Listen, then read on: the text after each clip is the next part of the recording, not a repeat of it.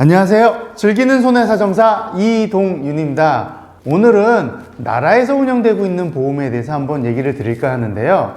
여러분, 영조물 배상책임보험이란 말 들어보셨죠? 영조물 배상책임보험, 과연 어떤 보험이고 어떤 절차로 접수가 되고 어떤 부분에 대해서 보상이 되는지 오늘 한번 저와 함께 자세히 알아보시죠. 그럼 출발해 볼까요? 영조물 배상책임보험, 지방자치단체 배상책임보험, 어떤 명칭이 더 정확한 걸까요? 지방자치단체 배상책임보험이 정식 명칭입니다. 그럼 왜 사람들은 영조물 배상책임보험이라고 말을 할까요? 우선 이 영조물에 대해서 한번 보셔야 될 텐데요. 영조물이란 국가 또는 공공단체에서 공공의 목적으로 쓰기 위해 만든 물적시설을 말하고 있습니다. 그럼 예를 들어 볼까요? 국가에서 운영하는 구청, 시청, 도서관, 박물관, 철도, 교도소 같은 시설물을 예를 들 수 있고요.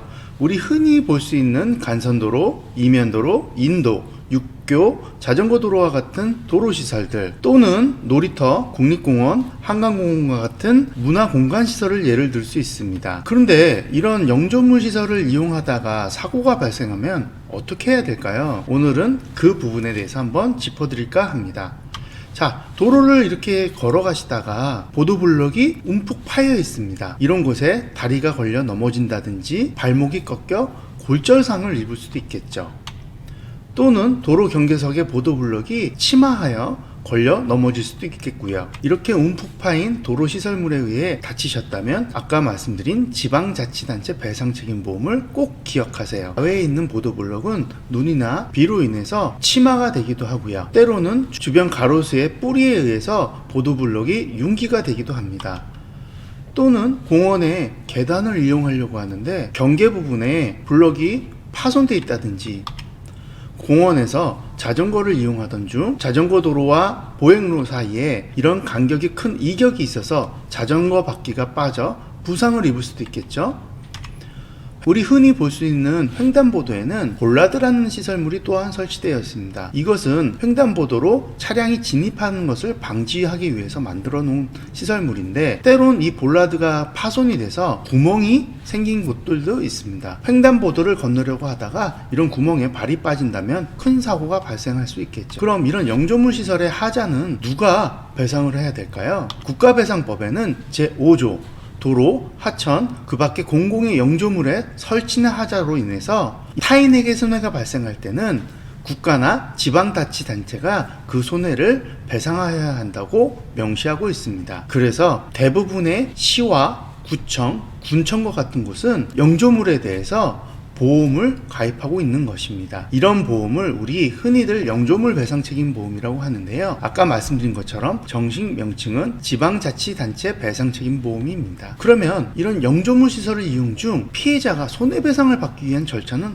어떻게 될까요? 우선 해당 영조물에 대한 파손 상태에 대해서 증거사진이나 영상을 촬영하시길 바랍니다. 그리고 핸드폰 앱으로 사고 장소에 대해서 기록을 해 두시고요. 그리고 그로 인해 발생하신 부상이나 파손에 대해서 입증을 하시면 됩니다. 이 방법은 다치셨다고 하면 병원에 가서 진단서나 치료비 영수증과 같은 부분을 준비하시면 될 거고요.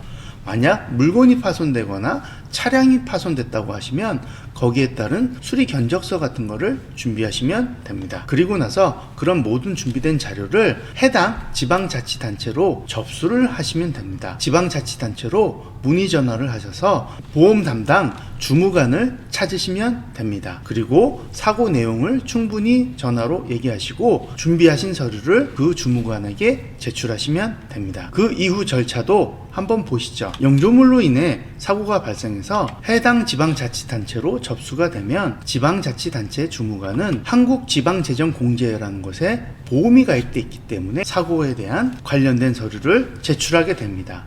그러나 보험 처리는 이 한국지방재정공제회에서 진행하는 것은 아니고요. 한국지방재정공제회와 위탁계약이 체결되어 있는 유명보험사로 사고가 이관이 됩니다. 그럼 이 해당 유명보험사는 피해자 쪽에 연락을 하여 사고 접수에 대한 통보를 하고 보험사고에 대한 진행을 하고 있습니다. 그런데 아까 사진처럼 영조물이 꼭 파손되거나 훼손돼야지만 이 지방자치단체 보험으로 보상을 받을 수 있을까요? 그건 아닙니다. 영조물에 관한 대법원 판례를 한번 보신다면 대법원에서는 영조물의 설치 관리상 하자에 관련하여 영조물이 그 용도에 따라 통상 갖추어야 할 안전성을 갖추지 못한 것에 대해 영조물의 설치 관리상 하자라고 판결하였습니다. 물론 야외 공간에 설치된 영조물이 완전 무결한 시설은 아니겠죠. 단순히 영조물의 결함으로 하자가 있다고 보지는 않고요. 그 영조물의 안전성 구비 여부를 보고 영조물 관리상의 하자를 판단하고 있다는 것입니다. 그럼 제가 진행했던 영조물 사고와 관련돼서 한번 보시죠. 이 사고는 공원과 주차장이 연결된 공간에서 발생한 사고였습니다. 공원에서 주차장으로 가기 위해선 이 공간을 지나가야 합니다. 물론 보행하는 공간에는 트렌치 커버라는 배수로 상판이 설치되어 있었습니다. 공원은 우천시 배수를 위하여 길게 배수로 시설이 설치되어 있었고요. 야간에 조명이 어두운 상태에서 시민께서 주차장으로 가다 당연히 배수로에 설치되어 있을 거라 생각했던 트렌치 커버가 없다 보니 배수로에 빠져 다치셨던 사고였습니다. 보행하는 사람이 이 배수로를 잘 발견할 수 있었을까요? 안전성에 대한 방호 조치 의무가 미흡했다는 것이죠. 다음 사고를 한번 보실까요? 이 사고는 하천 옆에 설치된 자전거 도로에서 발생했던 사고였습니다. 하천 위에서 한 학생이 자전거를 타고 내려오다가 자전거 옆에 설치된 하수시설로 추락하여 발생했던 사고였습니다.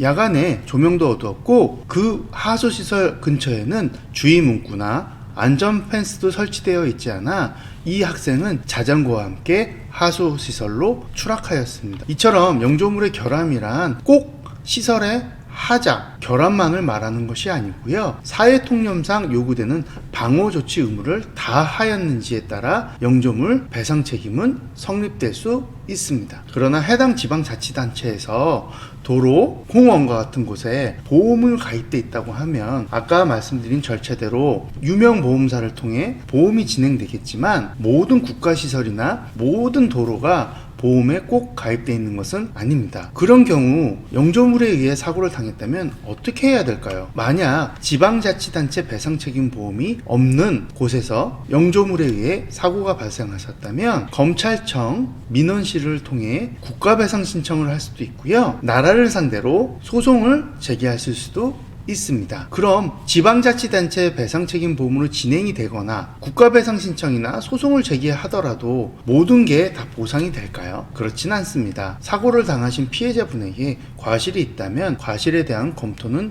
이루어지게 됩니다. 그럼 어떤 부분이 손해배상으로 이루어지게 되는 것일까요? 만약 대인사고 시 치료비, 향후치료비, 간병비, 개호비, 취업손해, 일시수입, 위자료, 일식퇴직금, 또 장례비 등이 있을 수 있고요. 대물사고의 경우에는 수리비와 같은 직접 손해와 사용 손실에 대한 간접 손해를 보상하게 되어 있습니다. 그러나 대물사고는 사용 기간만큼 감가상각이 이루어진다는 점도 유의를 하셔야 됩니다. 각 항목에 대한 손해배상을 더 알고 싶다고 하신다면 제 영상 2화 배상책임 부분을 참조하시길 바랍니다. 오늘은 영조물에 의한 사고를 담보하고 있는 나라에서 운영되는 지방자치단체 배상책임보험에 대해서 안내를 드렸는데요. 더 자세한 사항은 상단에 문의 전화로 연락 주시기 바랍니다. 앞으로도 더 유익한 정보로 여러분들을 찾아뵐 수 있도록 하겠습니다. 오늘도 시청해 주신 여러분 감사합니다.